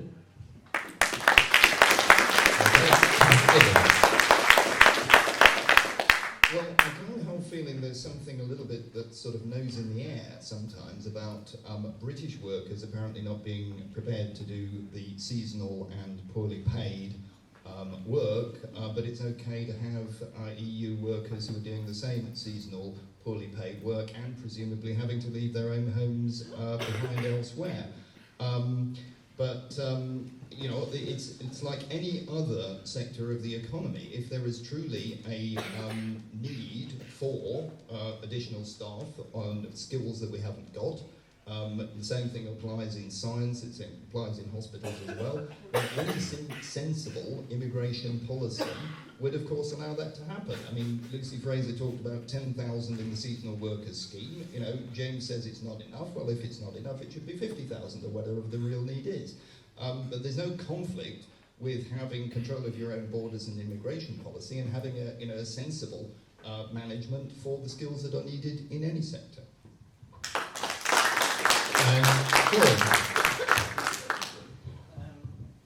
Well, certainly we should be open to more immigrants coming in and working. But there's another element here which hasn't been addressed. And that is, Lucy Fraser's in the legal profession is probably familiar with the phrase, I don't know if I got it right, that exceptional case makes a bad law. And I think our benefit system is based on the exceptional case that everybody who applies for benefits or is unemployed is a dosser and a scrounger and should be punished. And what we need is a system much more flexible where people can do that sort of work which is seasonal and be guaranteed an income that will cover their costs and outgoings. Simple as that. Right, could I ask the candidates, we're into the last half an hour, so we're going to do some quickish questions now with quickish responses. So at about 20 to 5, we're going to go to the forum questions that we suggested at the beginning. Does your party fully support NATO and Britain's independent nuclear deterrent? Okay, support for NATO and the nuclear deterrent. Go. Thank you. We would maintain our relationship with NATO. We have also said that in addition to that we would increase money for UN peacekeeping roles. And although we would renew the Trident system, we would also lead on multilateral non-proliferation of nuclear weapons. Okay, Edmund, NATO. Question was about my party. Well, there is no party. So do I support membership of NATO? Yes, I do.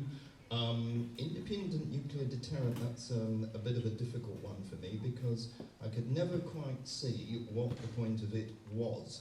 And if it costs an awful lot of money, I would have to start to look into that. But NATO itself, absolutely yes.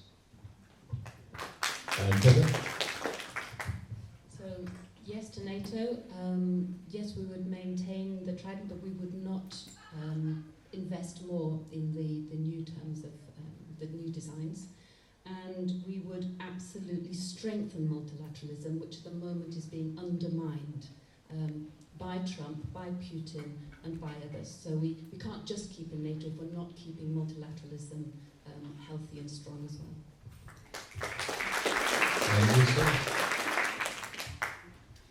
I think that protecting you and keeping you safe is one of the first duties of a government, and so the answer is yes and yes. And thank you. Robert. Thank you for the answers. I thought Lucy Frazer crystal clear. I was puzzled by the Labour answer, given that Jeremy Corbyn said in 2014 that he wished NATO did not exist. And to Pippa, I didn't understand whether you would wish to renew Trident when it needs renewing. Okay. No, that's the rules. Okay. Thank you very much for those responses. Gemma Bristow. Okay.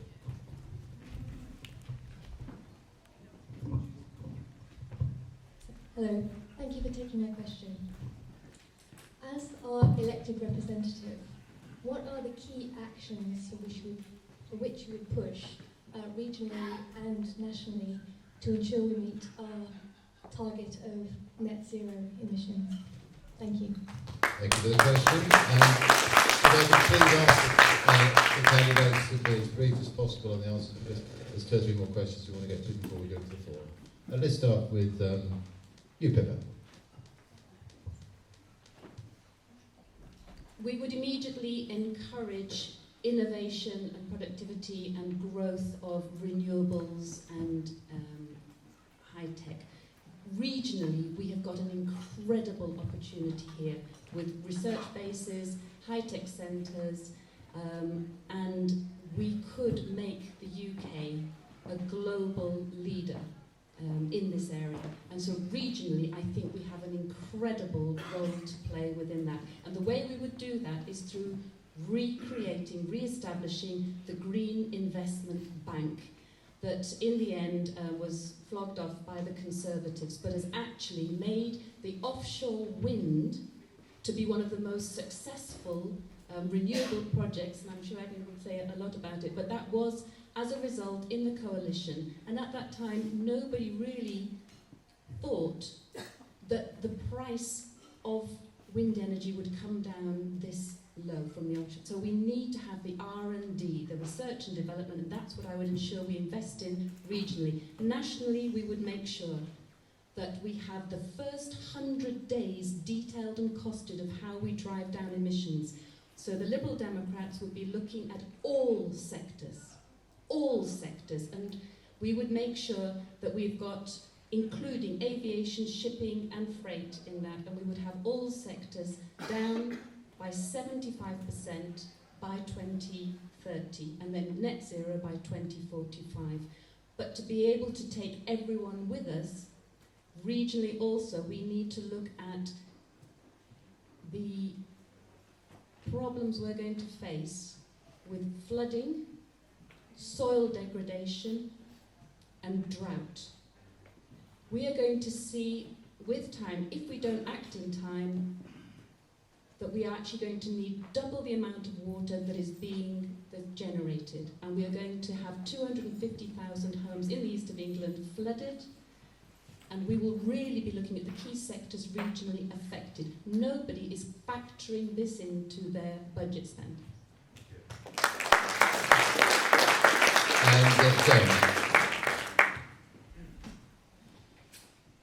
This climate emergency is a ticking time bomb, and if we don't act on it now, then we may not get another chance. In terms of how we tackle that locally, I just think it's a really good question to distinguish between what we do locally and what we do nationally. I think the two biggest things that Labour would look to do here in the region is improvements to the delivery of both public transport and to housing. Green energy is a great resource for public transport, and if, as Labour wish to, we properly renationalise our buses and our trains, then we can properly invest in making them green and reduce the carbon emissions that we need to get down before we hit that deadline. Nationally, we have the most ambitious plans of any party for tackling the climate emergency. Today, the Friends of the Earth carried out an analysis of how effective each party's manifesto would be in tackling climate change, and I'm pleased to say they ranked Labour as the highest scoring party in that analysis, higher even than the Green Party.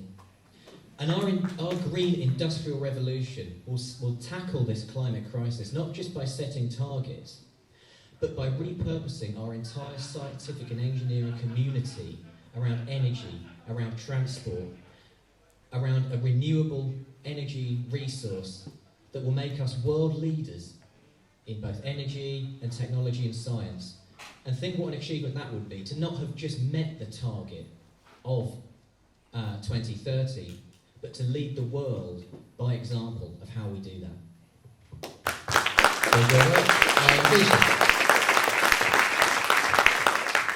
We have already as a country made significant inroads into ensuring that we are carbon neutral. We have, you mentioned, the legislation to ensure that we have a target to be net carbon neutral. But as a result of that and the measures that the government have taken, we've actually decarbonised faster than any other G20 country, reducing our carbon emissions already by 29% in the last decade. We absolutely need to do more, and I would identify a few things we need to do nationally. One, Pippa mentioned, which I agree with, we need to encourage innovation. And we have already, with our support, industry has spent £92 billion already in clean energy since 2010, which is really significant because it's through innovation that we will ensure that we reduce carbon emissions which are already being produced. Secondly, we need to have an international effort, and we've already announced that we will double our international climate finance spend to £11 billion, because it doesn't matter what we do here if other countries aren't taking action at the same time. We will plant more trees, 75,000 acres of trees by the end of the next Parliament, and we will ensure that Parliament and others are held to account by a new Office of Environmental Protection. Locally, we need to do a number of things. One of the things that I've started doing is trying to combine and help coordinate. There's a fantastic organisation that's set up, which is sharing good practice across the constituency about what people are doing regionally. So if here in Ely we're doing something, and that would be great if people in Histon knew about it so that they could do it in their local community, then we regionally will ensure that we help cut climate change better here in Cambridgeshire. So I have been helping and would continue to help coordinate what we're doing locally. And the other really important thing that we can all do is ensure that our homes are more energy efficient. And we will be investing £9.2 billion in the energy efficiency of homes and schools. And that is something that we can encourage locally as well. The county council, I should say, is doing a significant amount of work, and it's important that we all work together on every level. Well, I could actually go on about this at length, and in my long version that I wasn't allowed to use in my opening statement, I gave some quotes from the late David Mackay of Cambridge, who was the author of the book Sustainable Energy Without the Hot Air, which is something that really made his name. And he gave a poignant interview a few weeks before he died, describing the idea of powering the UK from renewables alone as an appalling delusion. Now, in the same interview he said, and I'd like to quote this because I think it's very, very important, there's so much delusion, it is so dangerous for humanity that people allow themselves to have such delusions that they are willing to not think carefully about the numbers and the realities of the laws of physics. Now, I'm actually standing side by side with David Mackay's memory on this because I began my career working in renewable energy, and I was confronted, I'm afraid, with the horrible, horrible reality that there just isn't enough. And David Mackay was somebody who said, rather like me in my youth when I was a young graduate, I love renewables, and fine. If you can make them work in particular applications, that's wonderful. But it has to add up. Now, the other thing that's been said about these net zero targets is that technologically it'll need a herd of unicorns. The costs were estimated by Philip Hammond, or sort of off the top of his head, but he must have had the numbers at the ready, as being something like 1 trillion. And that's not including the decarbonisation of home heating. Now, 1 trillion is like £15,000 per person, or talking £60,000 per family of 4.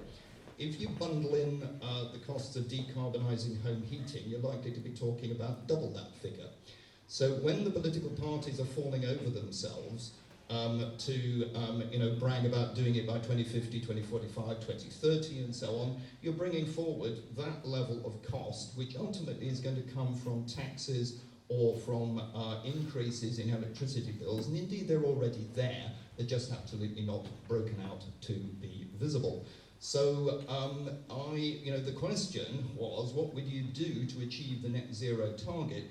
Everybody likes talking about renewables, which I think is simply not there in sufficient quantity. But the only zero carbon energy that I can think of that is likely to even touch what is needed is actually a massive expansion in nuclear power, which nobody really seems to want to talk about.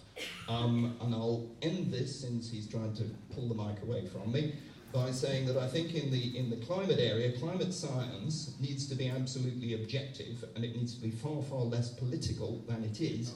Climate policy needs to be far, far more scientific. And I'm actually sort of in agreement with Pippa on looking at the evidence. But the trouble is that evidence these days seems to be somewhat selectively selected.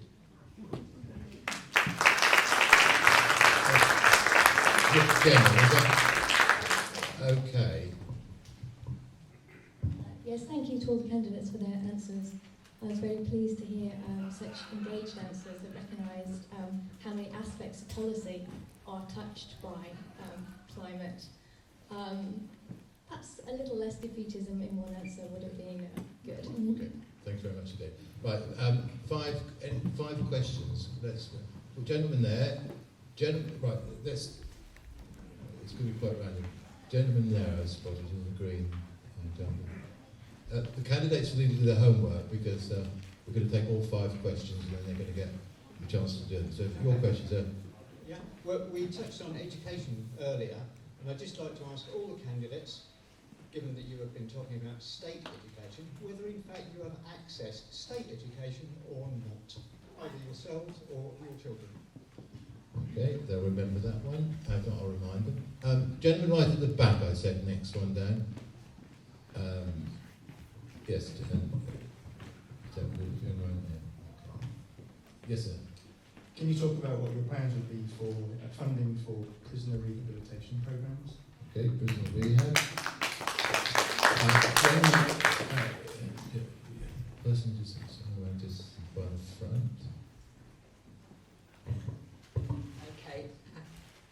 as a person with a disability, how can businesses employ people and give them a wage? Because I've done 2 work experiences and only one of them I got paid, and I was surprised that it wasn't the co-op that I got paid in. Okay, it's a really good question. Yes.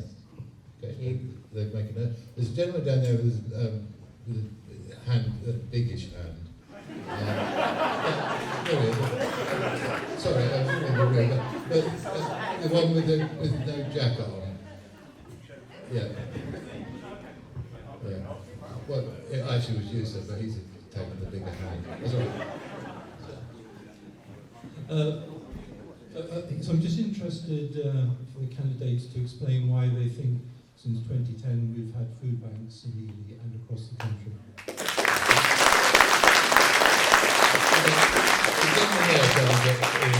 That gentleman there, the other side, down the bottom, round the side, 3rd row up on the end. Yeah. Right. We'll take one more after this. Choose a woman.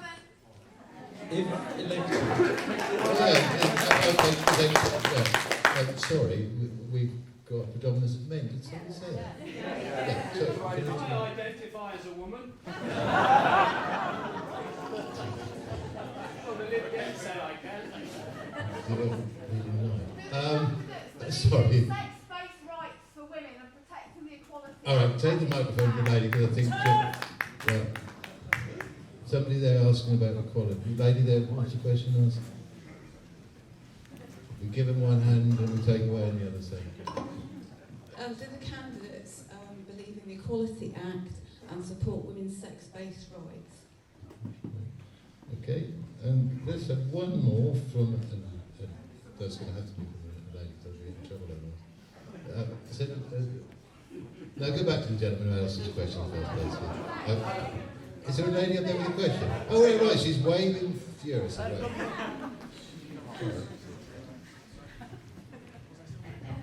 Hi, yes, I work in a school in Ely, and I work every day with students, some of whom will be able to vote in the next election, who couldn't vote in the last election, and who will be able to vote potentially if there's a second referendum vote. And I think you'd be amazed at the level of despair, actually, at how much their voice has been ignored and how disgusted they are with the childish and irresponsible behaviour of some of your leaders. So I would like to know how you're going to try and win back their confidence.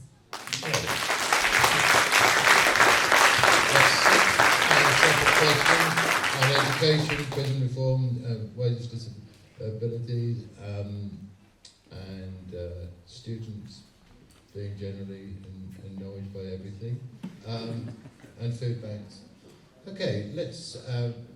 They can decide whether they want to try and answer all of them. We've got 15 minutes left, so which one of you would like to go first?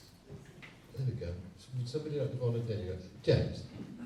Yeah, perhaps a poison chalice, but someone has to go first, don't they? The first question was about education, specifically state education. Yes, I accessed it through my entire educational experience. I went to Milton Primary School, then I went to Cottenham Village College, then Hills Road Sixth Form College, and then I went off to university somewhere else. My daughter is only 15 months old, so she's not yet had the opportunity to benefit from our excellent state education system. Are we going to go? Yeah, let's go through it all. Yeah. Okay. Number 2 was about funding to prisoner rehabilitation, and sadly, this is an issue that has come up in the news very recently, and an issue that has affected us very locally here in this constituency. I'm not going to go into too much detail about that because it's a very sensitive subject, of course. Plainly, when it comes to rehabilitation, locking people up forever and throwing away the key is no solution. What we have to recognise is that while you must have an effective and well-financed, I should say, prison system, of course rehabilitation must play a key role, because if you do not offer and invest in that service, then you increase the risk of further crime, further problems down the line. You're building up a problem for the future by not tackling it now. Number 3 was how can how can businesses employ people, for example, on work experience and not pay them a wage? I think everyone who does a job deserves a living wage. And that's why Labour would pay a genuine living wage of £10 an hour to all ages from day one. Question 4 was on food banks. Why have they increased? I think the answer is plainly in front of us. A decade of austerity, a decade of cuts. Cuts not just to our public services, but to people's living standards, their wages, as costs for utility bills, rents, mortgages have gone up and up, wages have stayed stagnant and have still not recovered to the level they were at prior to 2010. Next question was about... About the Equalities Act. Yes, I fully support it. I think it is about the woman's choice, fundamentally. And on schools, students, how do we re-engage them? Well, I've got 3 very simple answers for that. 1, we give them the vote. Labour would lower the voting age to 16. 2, we would pay, as I said, £10 minimum wage to all ages. And number 3, we would scrap tuition fees and give all our young people the best opportunities in life.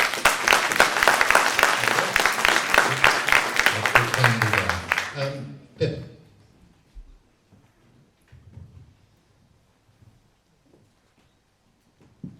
In terms of the number of food banks, the level of child poverty is at a record high, in the 5th highest economy in the world, and that we cannot bear that, live with that, or whatever. And the root of this, the economist Piketty, I was told, has the U graph. In the 1900s, the level of inequality was at the top left-hand part of the U. In the 1930s, 40s, it was at the lowest level ever, the rates of inequality.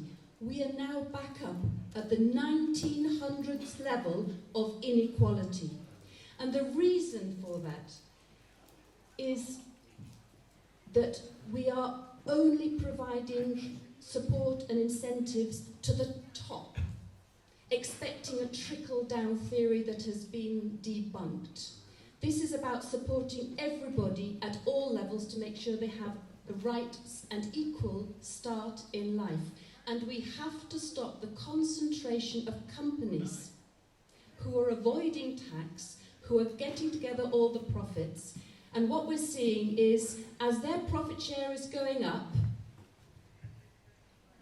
there's a stagnation of wages and ability of workers to negotiate better conditions for themselves in precarious work. So this crocodile jaw is iniquitous, and that is what we need to, that is what is happening with in-work poverty. So the Liberal Democrats... Sorry. Oh no, sorry. Yeah, you had a choice. I'll answer the... In terms of... She had the choice, I made it, of answering all of them, or one of them, or 2 of them. So that was the choice. Do I have one more right now? No. Sorry, I didn't make it very clear that you had a choice of answering all of them, or some of them. I think we're coming to the end anyway. Lucy. I'll start with prisoner rehabilitation, because I am currently the Prisons Minister, which I think is incredibly important. I think we obviously need to send people to prison when that is necessary, but we also need to have strong community penalties, and we are looking at how we can enhance and improve our community penalties so judges have faith in them, so that people can be rehabilitated in the community. And we have done a number of things already and committed to do more. I went to a prison recently, a women's prison, and a lady was coming up for parole. And she was a lifer, and she had been in prison for 10 years.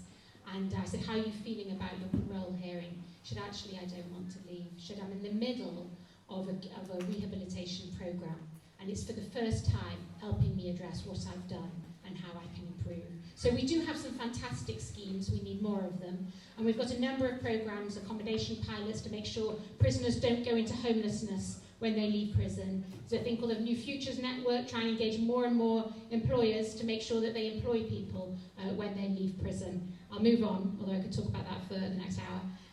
Disability, Jonathan, you're absolutely right. It is important to get people who have disabilities into work. And we have actually got 1 million disabled people into work since 2014, and we absolutely need to do more on that issue. On food banks, you're right, we do have people accessing the Ely Food Bank. I've been to the Ely Food Bank, I've spoken to people who volunteer there, as well as those people who use it. And we do actually spend £95 billion a year on benefits for people who are working. So it is a significant amount, but we need to do more. We need equality for everybody. In answer to the equality question, can I carry on? No, we're coming to the last candidate question. At the end of this, if you'd like to say this for 1 more minute, I'm going to invite the candidates to give a 1 minute address at the end just to wrap it all up. I think that's fair. So just going to get Edmund's response on this, and then they'll have a minute each on a stopwatch. Do you want a minute or a minute and a half? Minute and a half. We'll stopwatch them each on a minute and a half then, after I've been on his summarising of those last questions. So I'll try and do most of them at any rate. Prisoner rehabilitation, clearly there needs to be improvements in the probation monitoring, in particular whether prisoners are actually dangerous if they're being let out early, but also looking after them and looking after the pressures that they may come under from the rest of the criminal community, which actually stops them getting back into some legitimate employment. Other factor here is education. I hope my wife, who's in the audience, won't mind me saying so, that she used to work in prisons education, and after being very highly commended by the Chief Inspector of Prisons, the contracting company employing her directly made her redundant. And some of the prisoners who were involved were in fact devastated at the loss of the support that she was providing. So that kind of thing really does need to be taken into account, perhaps by the Prisons Minister. Businesses employing the disabled, that reminds me very much of the conversation I had with the blind man, talked about the same kind of thing. I think businesses absolutely should be encouraged to make allowances for the disabled, and if it costs money, then so be it.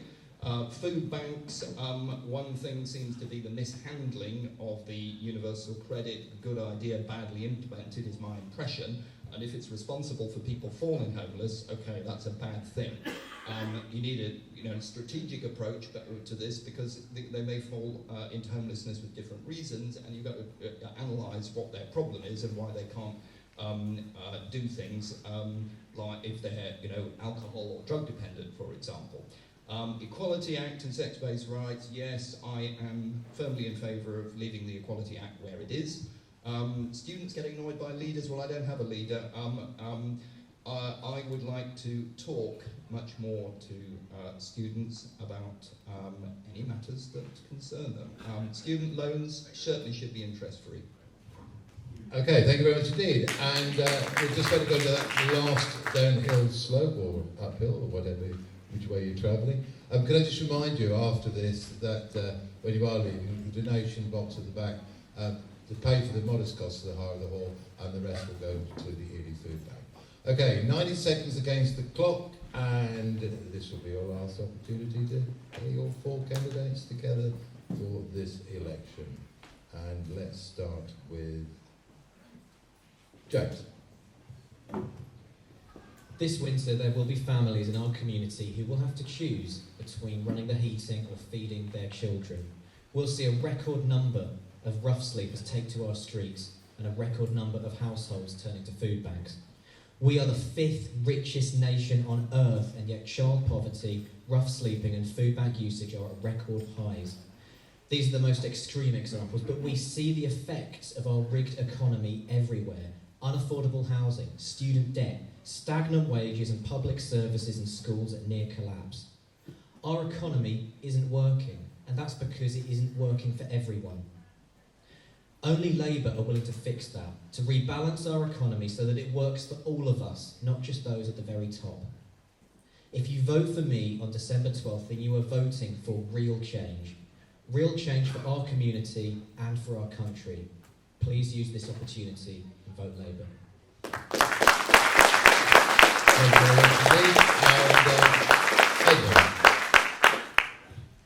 So I have a simple 4-point commitment. My position on Brexit, I think I made very clear in my opening statement. At least one benefit, which hasn't really been mentioned, of a clean break Brexit would be the recovery of our fishing industry. And that, I think, would be transformative to the East Anglian economy. My second position is to oppose the Seneca solar farm, which I see as the leading edge of what David Mackay called the pursuit of an appalling delusion. My third point is schools funding. I have discussed that already. I'm aligned with most on that one. And my fourth commitment is to institute policy forums on anything else that isn't a firm commitment. And I will repeat the two that I have already offered. One is on women's and girls' rights, and the other one is on social care and elder inclusion. Thank you very much indeed. Lucy.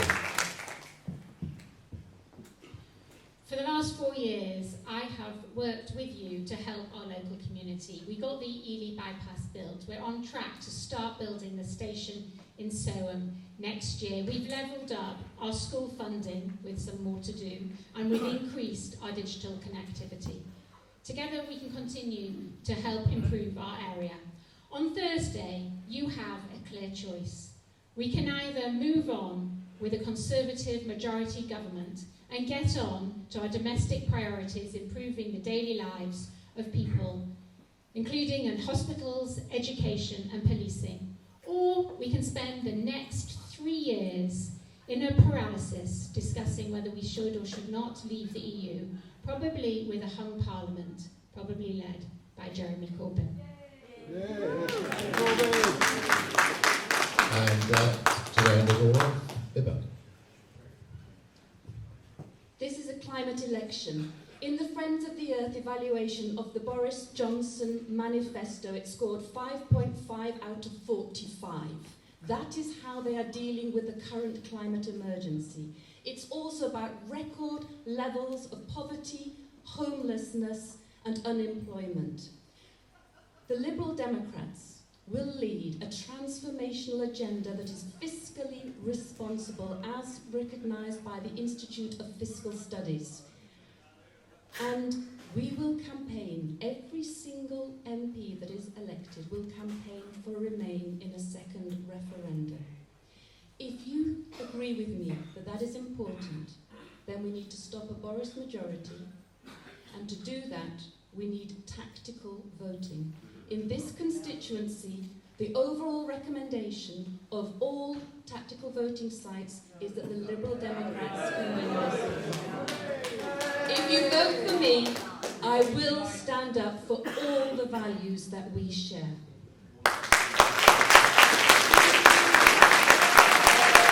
Thank you very much indeed.